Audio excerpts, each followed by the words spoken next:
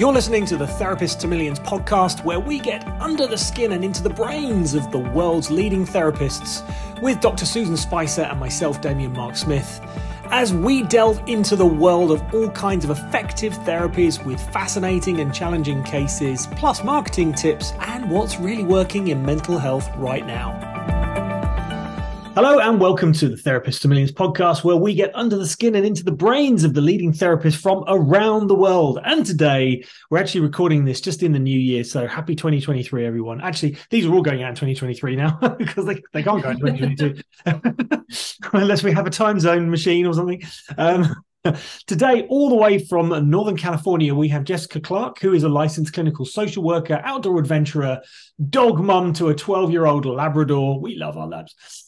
Helping clients to reconnect with their values and how to focus their energy on these values. Now, she helps her clients make the connection between their thoughts, feelings, and emotions and how these impact and influence their behaviors. So, Jessica, welcome to the show. Welcome. Yes, thank you so much for having me. Excited to be here. Brilliant. Just tell us a little bit about your story, how you got to be where you are doing what you're doing right now. Well, I grew up in a family of problem solvers, entrepreneurs, and kind of leaders, kind of the quiet leader type. So they were behind the scenes, always helping out with things. And so I kind of had this built-in method of solutions-focused problem solving, helping others. So it was set me on the path to social work. And I had family in the in the field. And I was like, oh, what is this? I love this. And then the introvert in me loved the one-on-one interactions in therapy. So it was kind of a match made in heaven. Awesome. That's wonderful. And what specific types of therapy do you do? Is there a specific population or a specific subset that you work with?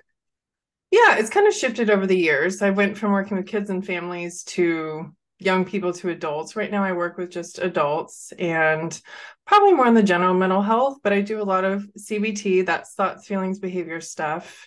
More recently, acceptance commitment therapy. So it's really values-based kind of decision-making. It takes out some of the good, bad, and helps build self-esteem. So I love ACT. Yes. We see a lot more practitioners utilizing that method now. I love it. I think there's a lot of value in ACT.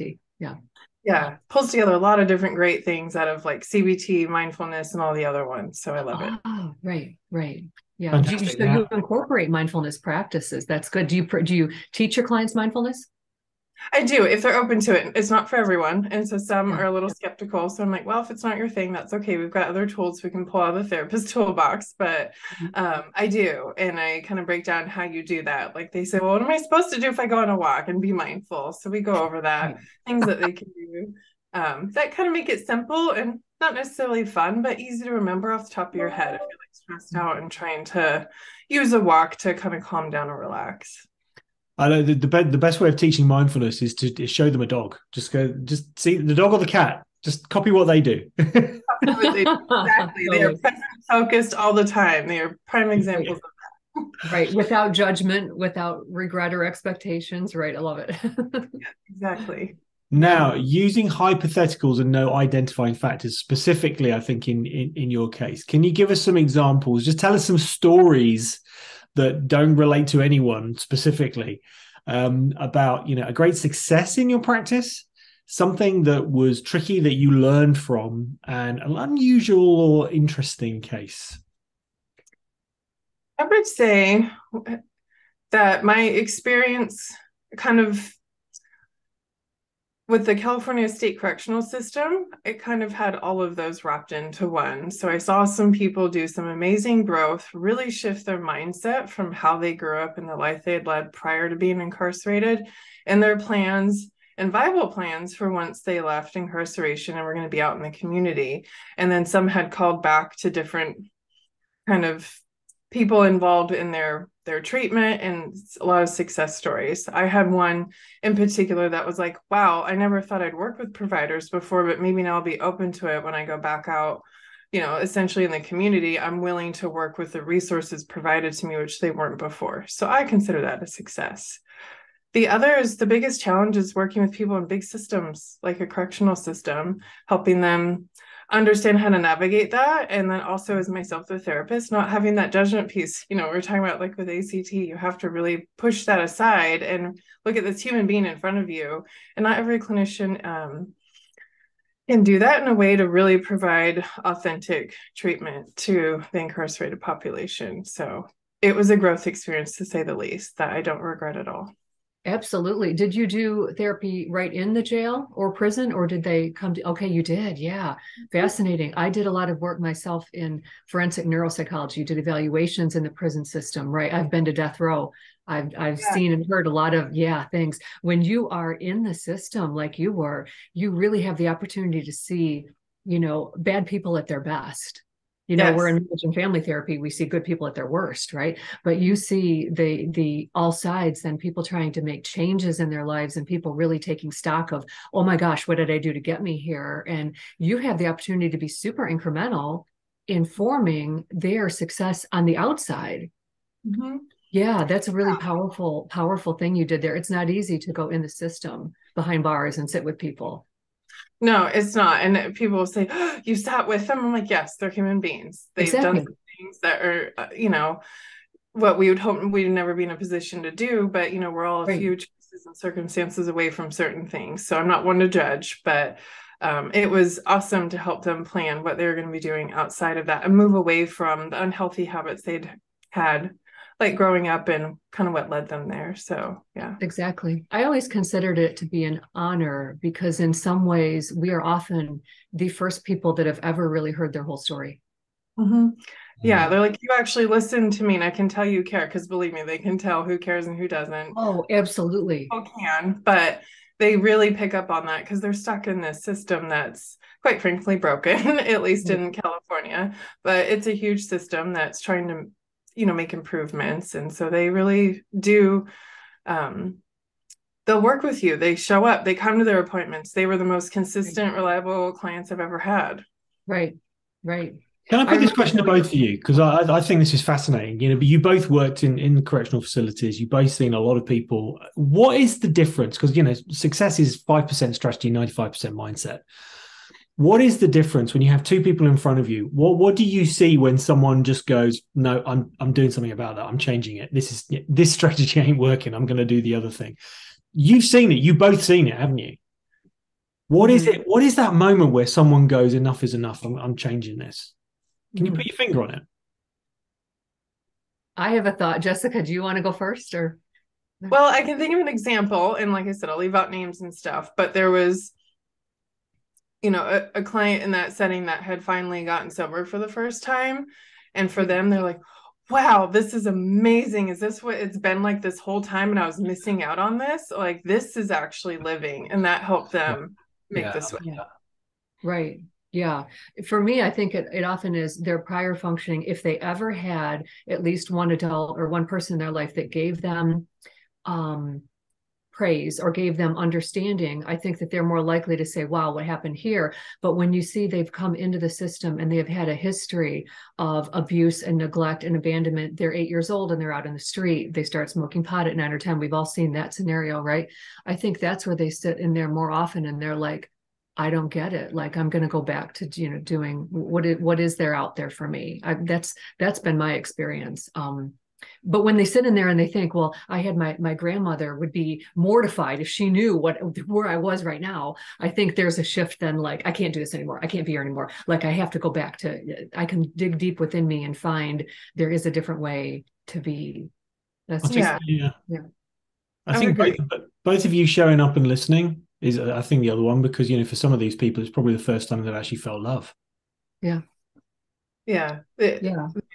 A genuine caring, and some of the group work that they've done with each other was pretty amazing too, that they were able to, mixed groups of different backgrounds were all able to come together, and they've done some great work together in a group of really shoring each other up. And it was genuine support. It wasn't like, oh yeah, great job, man, and they were faking it.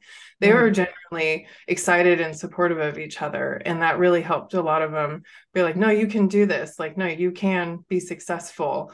So even if they didn't necessarily have a reference point, they then had the group as a reference point, that group, they maintained confidentiality and they were very supportive of each other, brainstorming just kind of that cheerleading thing. And it was really neat to see that too.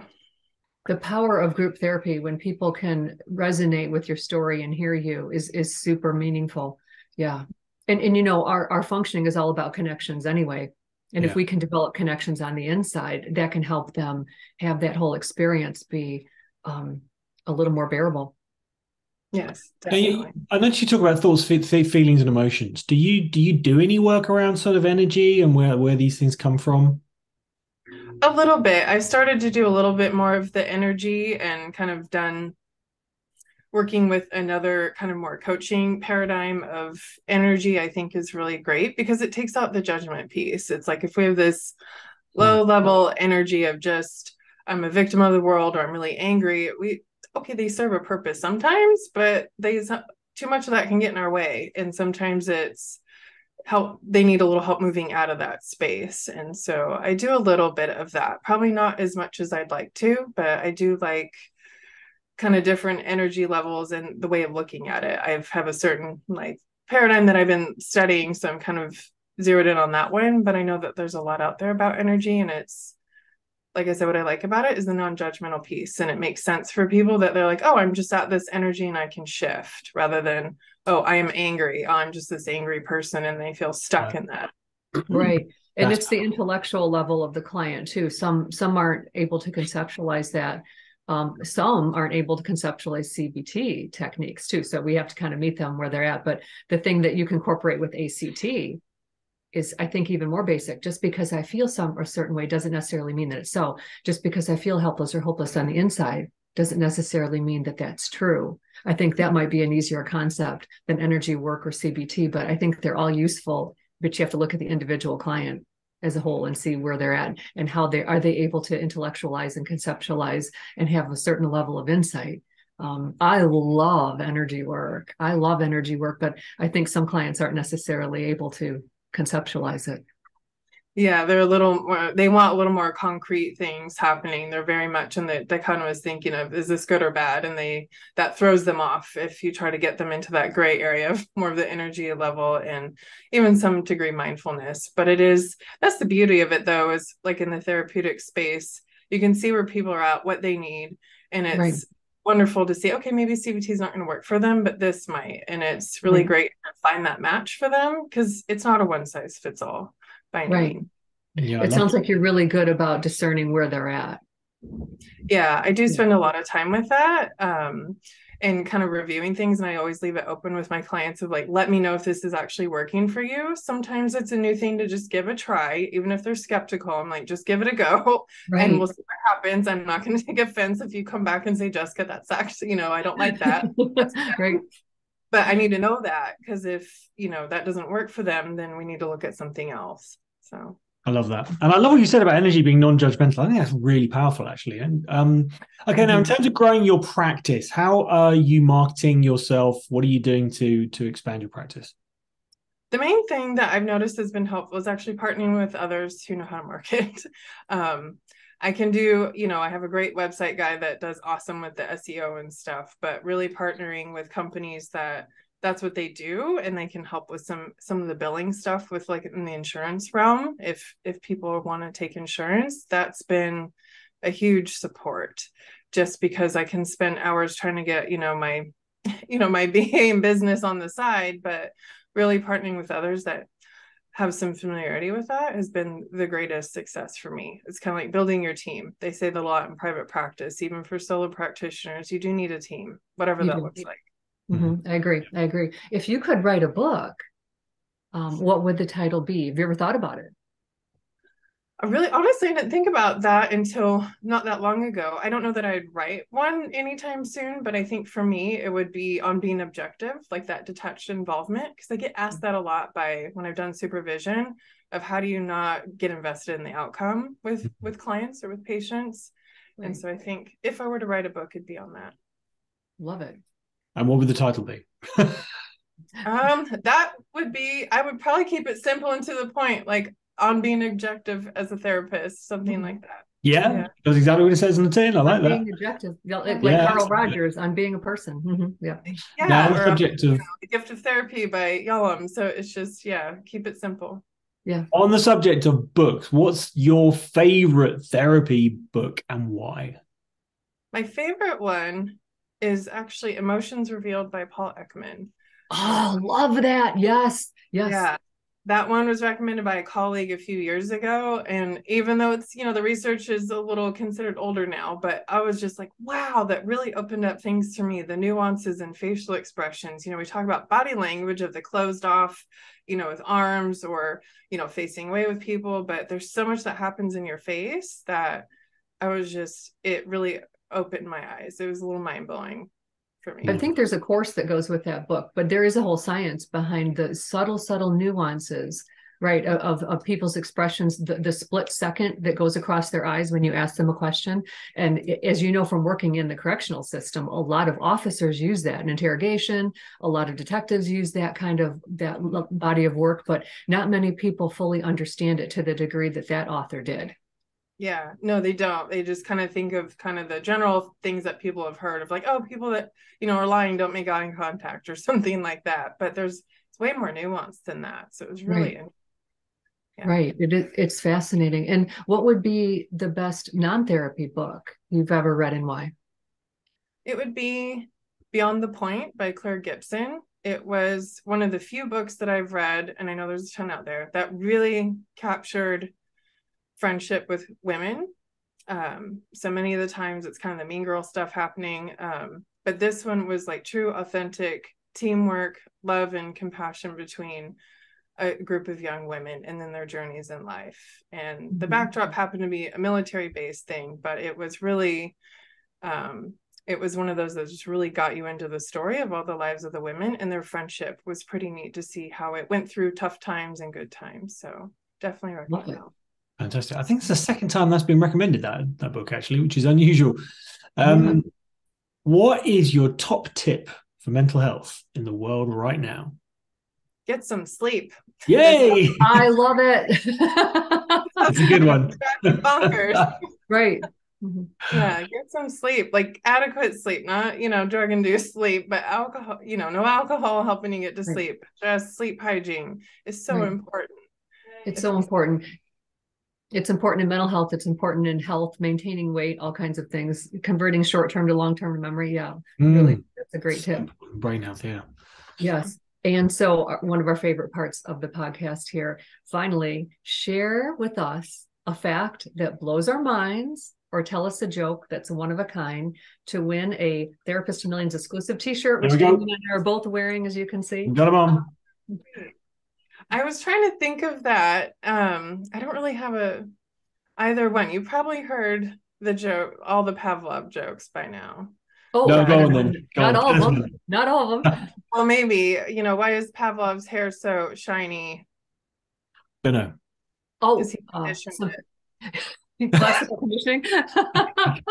That's the only therapist joke I know, other than the light bulb ones, but those get overused. So yeah. Oh, they are good though. Yeah, no, okay. I think you win a t-shirt for that one. There's nothing wrong with the Pavlov joke. Yep, they're classics. They're classics, yeah. And finally, how can people get hold of you, Jessica, if they want to get some support by you? The best way actually right now is through LinkedIn or my email. Those are the two that people usually end up finding me at. Just my email is the best way to get a hold of me because I'm in and out of sessions. So. Okay, and just share your website address again. Yeah, for now, the website that I have is jessicaclarktherapyservices.com. A little bit of a mouthful, but it'll get you there. Nice. Fantastic. Jessica, thank you so much for taking the time to share your insights with us on the podcast. We really appreciate all the work you're doing out there on the front lines. Really do. Absolutely. Thank you. Yeah, no, I appreciate your time. It was wonderful talking with both of you. All right. You take care. Have a great new year. Thank you. Happy New Year. Bye. New Year. Bye. If you enjoyed this week's episode of the Therapist to Millions podcast, may we invite you to check out our free for life Therapist to Millions online membership course for therapists and coaches who want to grow their business without trading more time for dollars. We've created the world's premier digital marketing resource exclusively for therapists, and it's yours for free for life. Just head over to therapisttomillions.com and sign up now.